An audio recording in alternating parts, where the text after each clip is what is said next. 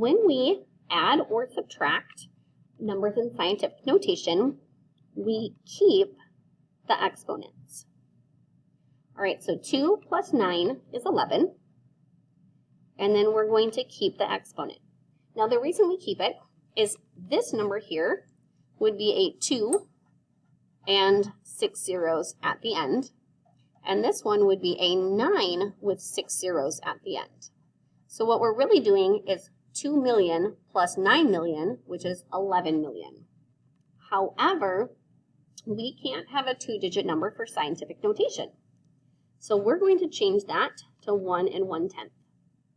Now with the decimal originally after the 11 and we wanted to move it 6 times, but now it's further to the left, we have to move it a little bit more. So now we'd have to move that decimal 7 times. So this would be our final answer. All right, so again for this one, we need to keep our exponent. And we're going to subtract. 2 minus 9 is -7.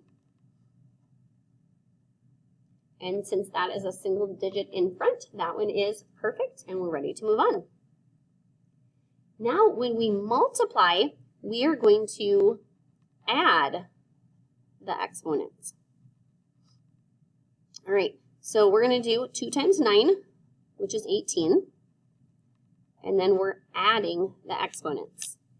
And let's just maybe make this an easier one. Let's say we have 2 times 10 to the power of 2 and 3 times 10 to the power of 2.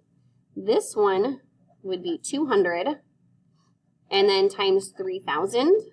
And so the shortcut is you multiply those numbers and then you add all those zeros. So you put 5 zeros at the end. So that is the reason you were adding those exponents. Now we can't have an 18, so we're going to change that to 1 8/10. And since we'll have to move that decimal to the right a little bit more, our exponent will become a 13. This fraction bar here means divide. So 9 divided by 2 is 4.5. And then we are going to subtract the exponents. So it's kind of the opposite. When you multiply, you add. When you divide, you subtract. 6 minus 6 is 0. Any number to the power of 0 is 1, and any number times 1 is just itself. All right, so again, these have to be the same when you add or subtract. They're not the same though. So we're going to make them the same. We're going to take the smaller exponent and make it a bigger exponent. And when we do that, we have to move this decimal 1 to the left. Okay? And I'm going to write this out here a second. 4 times 10 to the power of 5 is 4 with 5 zeros.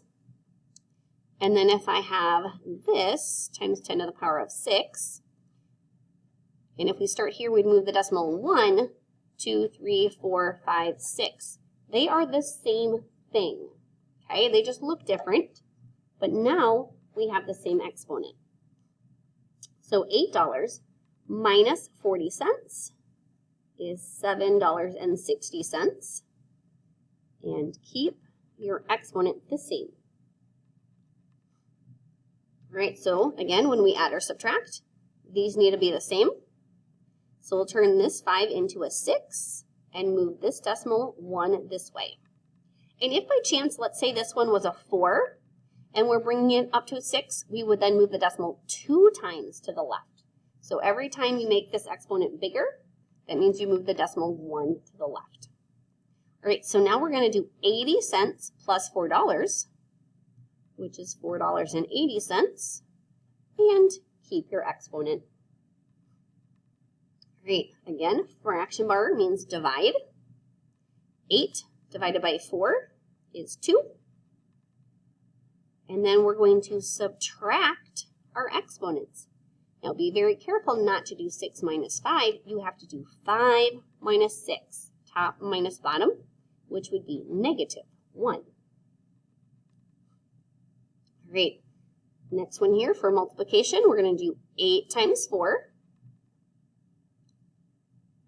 And then when you multiply, you add your exponents.